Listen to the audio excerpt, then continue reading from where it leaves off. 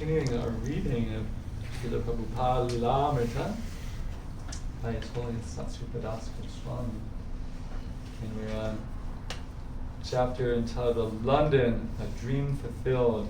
And we just heard how the Hare Krishna mantra record became so popular that they're invited to Amsterdam by some people to do a show.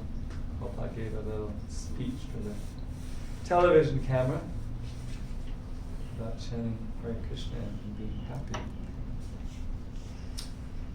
realizing you're the eternal servant of God, Krishna.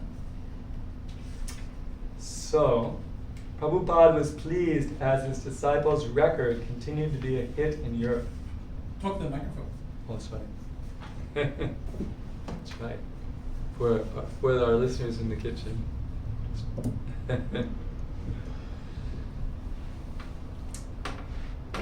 Prabhupada was pleased as his disciples' record continued to be a hit in Europe.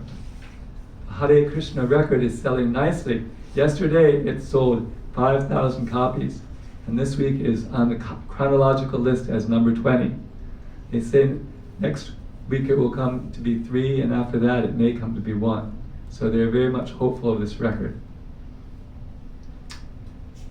To Satsrup in Boston, Prabhupada wrote, "The Hare Krishna record is going on in England nicely, and I heard that in Australia it stands 4th on the list of 50 important records." Hare Krishna mantra became the number 1 song and in West Germany, number 1 in Czechoslovakia, and among the top 10 all over Europe and even in Japan. With the income from the record, the devotees began paying their bills and financing the renovations of the buried place temple. Sometimes the devotees would perform at concerts with professional groups, and sometimes they would receive invitations to appear in nightclubs. After one particularly late and nasty nightclub engagement, Yamuna went to Prabhupada and told him what the place had been like. Prabhupada called for all the devotees. "These places," he explained, "are not good for brahmacharis."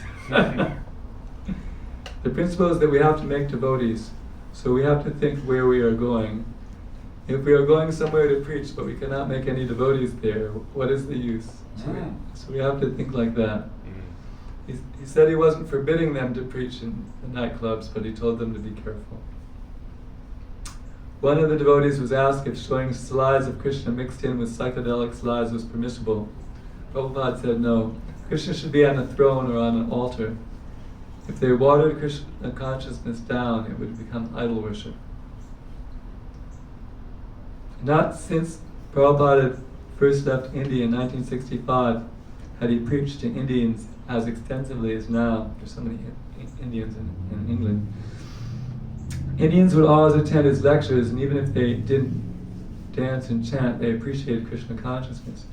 Even before Prabhupada's arrival in England, a few Indians had stepped forward to help the devotees.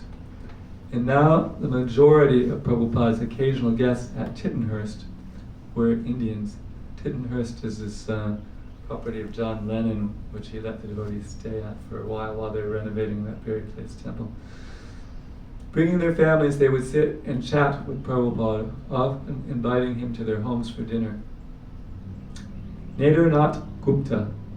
Prabhupada agreed to come to our house. We received him with a warm welcome, and many other people also came to hear him. He was very much pleased to see that we had our family deities of Radha and Krishna, given by my mother. And he commented, "I'm very much pleased to come to this place and see that Radha and Krishna are here."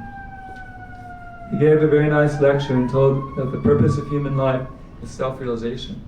He said one should be inquisitive to know who he is. All those assembled who had come to hear him were very much pleased and impressed by his lecture.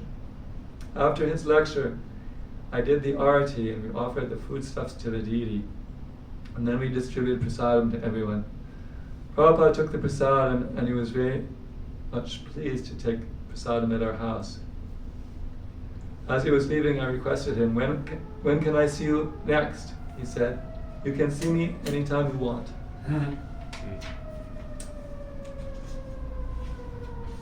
Sometimes there would be disagreements over philosophy, but Prabhupada's arguments were always convincing. The Indians were respectful to Prabhupada and repeatedly invited him to their homes. One of Britain's most prominent and respected Indians visited, Prabhu Patel, as did many businessmen with the means to help Prabhupada's mission, but few were willing to sacrifice. So shall we end there? Yeah. Okay.